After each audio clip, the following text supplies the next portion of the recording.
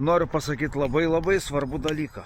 Sveikinam visas mamas su mamų diena. O jūs irgi važiuokit, pasveikinkit, pasikalbėkit.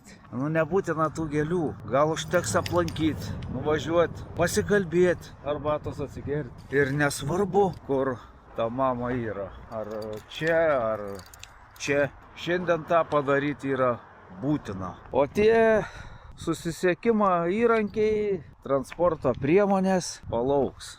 Dirbsim rytoj ir poryt ir kitą savaitę ir kitą mėnesį ir kitais metais. Važiuosit bet kada, nebūkit parmazonais. Nebūkit, nuvažiuokit. Jeigu tik yra galimybė. Jeigu nėra galimybės, paskambinkit. Nes tai vienintelis žmogus, kuris už jūs padėtų galvą. Tai va, o aš irgi važiuoju.